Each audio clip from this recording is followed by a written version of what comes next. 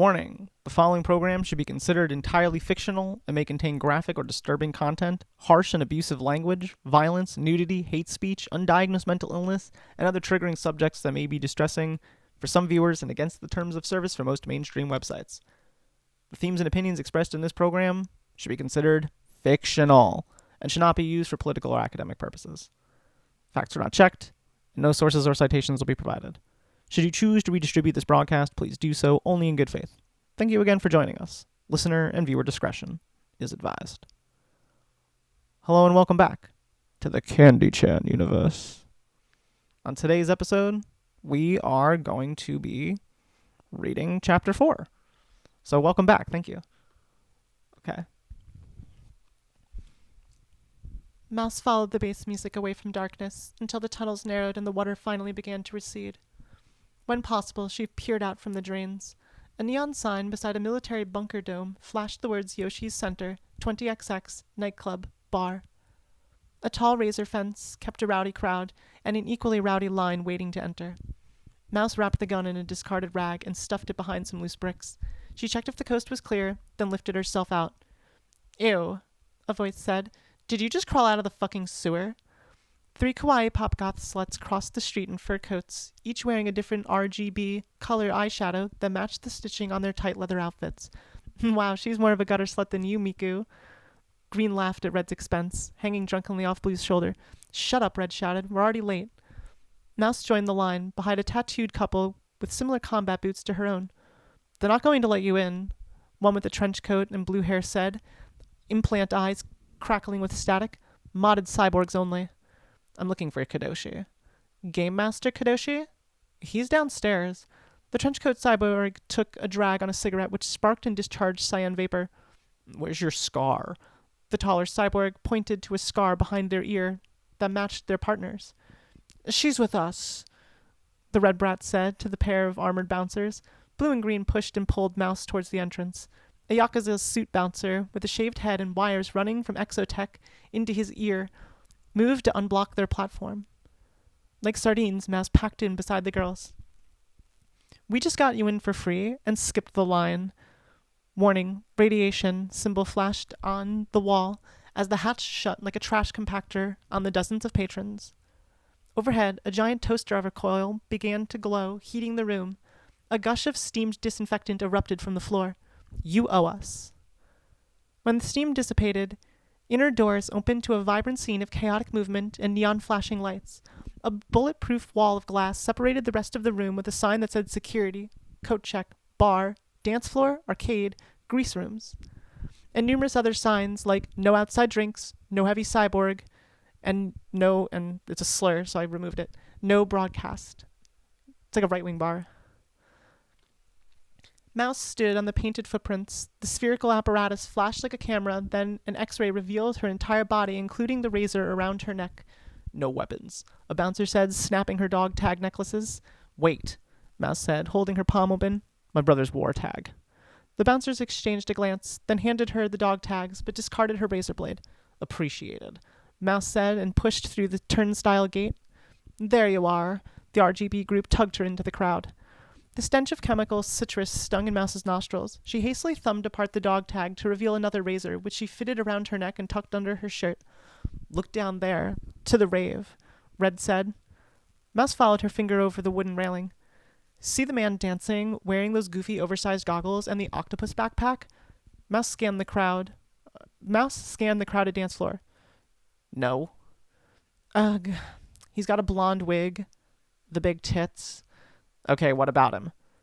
"Here," Red said, using the device on Green's arm to print what looked like a roll of 1980s camera film. "This is an authentication strip, verifying a cryptographic transaction. All he has to do is scan this through his—" "Yeah, I know what it is." Mouse snatched it. "Ask for pineapple. Only pineapple." "Ugh. Here," Blue said, offered 2 more strips. "He's going to charge you double." Mouse shoved her way down the main stairs. And then the music is Lorne, but I can't play it on my vlog. It's copyrighted. But you can go listen to Lorne's music. Holographic renderings filled most surfaces of the wall, shifting and flowing in psychedelic patterns. Hundreds of cyborgs danced. The room was slightly inclined, and Mouse stepped onto rubber mats, a slick of water flowing down towards a gutter at the edge of the room beneath them. Support beams held the floor above, constructed from Japanese temple wood recovered from the war. A live DJ stage on the far edge of the room attracted a moshing bunch of stomp dance cyborgs on the stage, some of whom danced in synchronicity, while others, while, sorry, some of whom danced in synchronicity with each other and the holograms projecting onto the walls. Meow. Hi, I'm Kandichan, Kandichan said, the peace cyborg of peace. She stuck her tongue out and threw a peace sign to Mouse, then followed it up with a dorky smirk. Lemon or cherry, she said, wiggling her fingers and shaking her ass. Pineapple. Fine, but I know it's for those 3 turfs. Fine, but if it's fine, but if.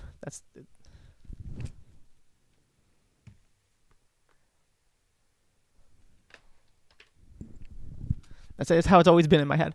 Fine, but if it's for those 3 turfs. Her shoulder-mounted bionic eye snapped to look over Mouse's shoulder. I'm going to charge you double.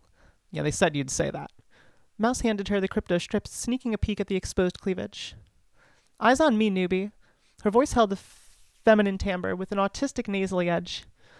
She wore a punk sleeve bomber jacket with oversized round goggles that displayed pixels like a light bright with a lemon and a cherry emoji.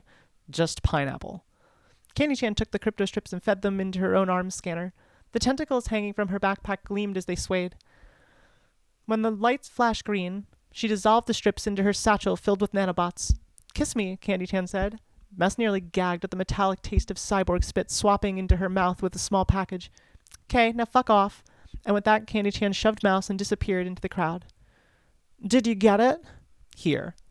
Mouse handed what felt like sugar cubes from the baggie to Blue and Green. And mine? Red demanded. Fuck you, this is mine, Mouse said. What? I paid you. Nope, you made her pay me, and she also paid me. But I got you in tonight, so give it to me. Red snatched for the baggie. If you want it so bad, you should have bought it yourself. Mouse took the drugs into her mouth and swallowed. Oh my, What? Did you just eat that? Yeah. Oh my god. Oh my fucking god, Red said and turned away. I cannot deal. I can't do this. Nope. Red disappeared up the stairs towards the bar. Blue and Green exchanged nervous glances with each other, then looked back to Mouse. You really swallowed that? Green asked after a few moments. Why? We can actually delete this part right here. Why? Mouse said, nervous pit forming. What was it? Blue snorted. You're really fucked, yeah? Green nodded. Really fucked. Guys. Red beckoned from up a level in the private lounge. Good luck tonight, Blue said, and followed after Green.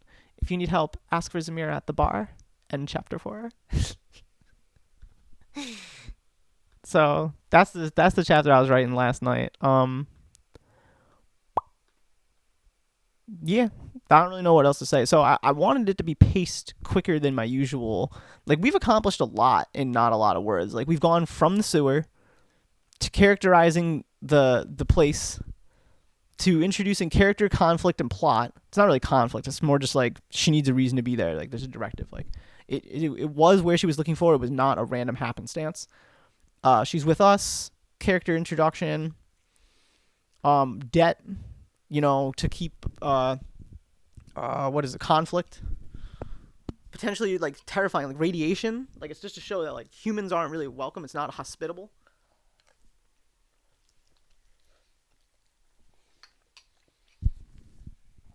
So I think I accomplished a lot.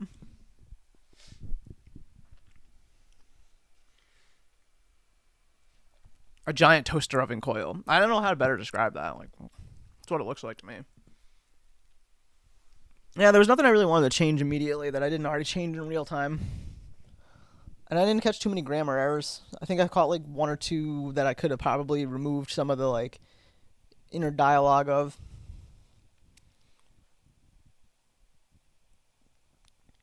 Like, do we really need this? Like, Mouse snatched it. Like, maybe. The device. I think we need a device.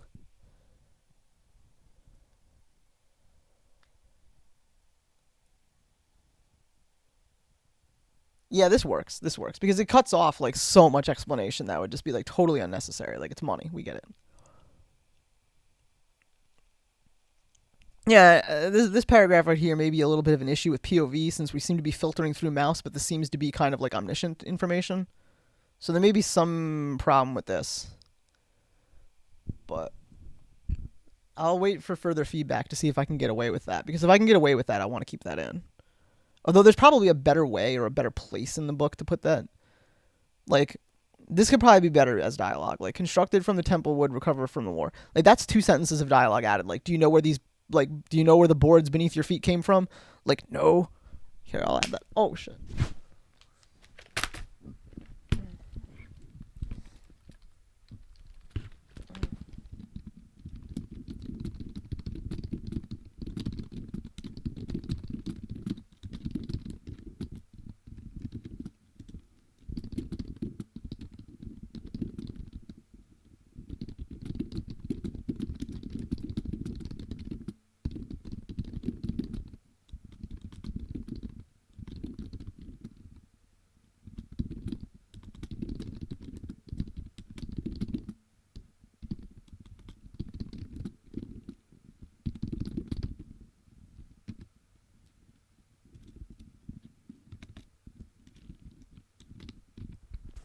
Like, something like that. Like, that's like across like across a bar.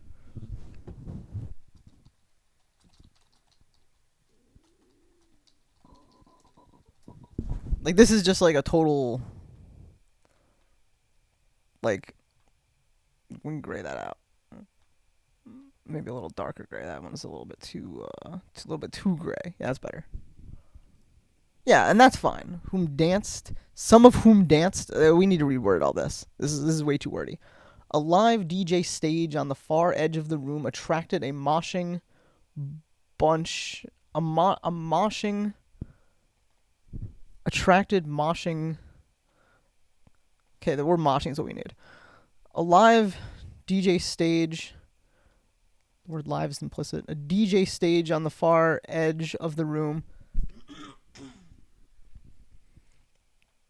We don't really even need to know this. A DJ stage attracted a moshing.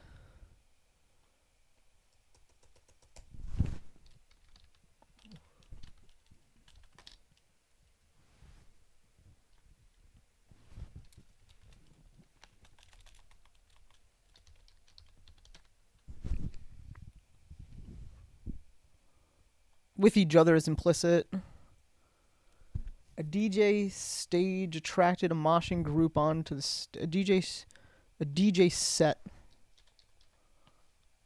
A DJ set attracted a moshing group onto the stage, some of whom stomped some who stomped in synchronicity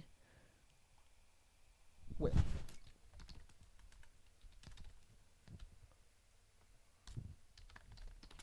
Normally you wouldn't add a modifier like perfect because it's kind of like unnecessary or implicit, but in this point I really need to draw attention to the coordination. So normally I would actually advise to not use that word and I would actually cut that word, but in this case, like synchronicity with the holograms projecting on the walls, it really needs to be hammered in twice with the word perfect, that it's perfectly synced up. Does that make sense? So, but yeah, I think this sentence is a little bit better now. I don't know what it was before, but it certainly wasn't. Here, I'll hit back a bunch of times, and we'll go back, and I'll show you what it looked like before. Let me cut that. So do. Oh shit! Too far. How do we go forward? Boop boop boop boop boop boop boop boop boop boop. There we go. Okay, so here's what we had. To here's what we get. Okay. So, a live DJ stage on the far edge of the room attracted a moshing bunch of stomp dance cyborgs to the stage, some of whom danced in synchronicity with each other and the holograms projecting onto the walls. It works. The information's all there. But the new way, now it says, a DJ set attracted a moshing group onto the stage, a stomping moshing group? Attracted a stomping group? A moshing group? Some of whom stomped in perfect synchronicity. I think it's okay. A DJ set attracted a moshing group onto the stage, some of who stomped in perfect synchronicity with the holograms projecting onto the walls. I think we could just say on the walls. We could actually, like, do we really need this information twice that it's on the walls? We know that it was on the walls. Did we know that it's on the walls? Hundreds of cyborgs danced. The room was slightly inclined. A mouse stepped onto rubber mats. A slick of water flowed down.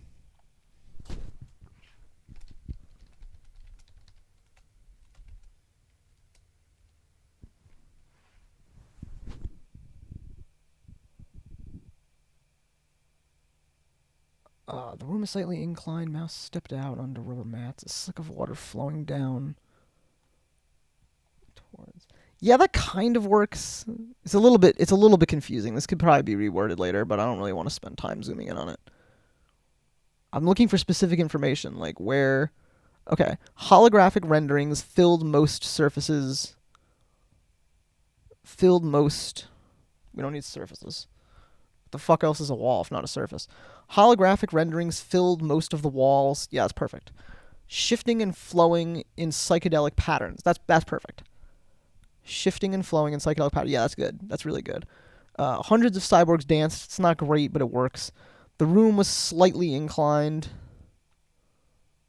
I mean, I hate this word slightly, but like, there's really not a word in between, like a little, like slightly kind of works. Like the room was a little inclined. The room held a 30% incline. The room was on a 15-degree incline. Like no matter how I look at it, the word slightly just kind of like I try to avoid adverbs they're called, but like in this instance, I think it like kind of low key kind of works. A DJ stage on the far edge of the room. Blah blah blah blah blah. Yeah, this is definitely King giveaway. like it's just overwritten. We can move this up above to here. Paste without formatting. Oh, maybe we wanted the formatting. Where's the color? Can I not change the color now? Oh, I see. Yeah, that looks fine. And then this we can like almost white out. That's better. Because now people can like highlight if they want to know. Meow. Hi, I'm Kandichan. Kandichan said. I'm not so sure I like this word here because it's like Kandichan. I don't like that. Hi, meow. Hi, I'm Kandichan.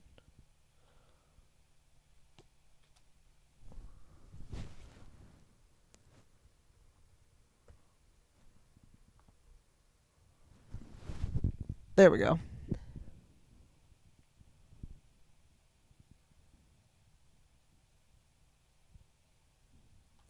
Is it obvious that this is the character that she's looking for? There may be something missing here. Holographic rendering is like, hi, yeah, hi, I'm Kandichan, the Cyborg P. She stuck her tongue out. The blonde maybe, like, is blonde the most important thing? Like the strange cyborg stuck her tongue out. She works, but like only if it's implicit who it is. We can get rid of the dorky smile. Like we know she's dorky. Suck her tongue into a peace sign of mouse. Lemon or cherry? She asked, wiggling her fingers and shaking her ass. It's just too much micro movement, and it's not important. It's hot, but it's not important. She stuck her tongue out and threw a peace sign of mouse. Lemon or cherry? She asked. Pineapple. Fine. But if it's for those 3 turfs, shoulder-mounted bionic eye. Do we really want it to trail off here?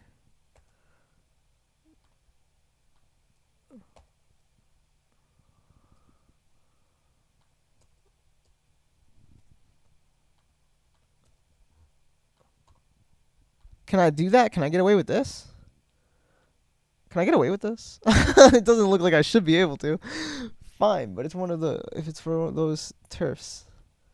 Shoulder-mounted bionic eye snapped to look up over Mouse's shoulder. I'm going to charge you double.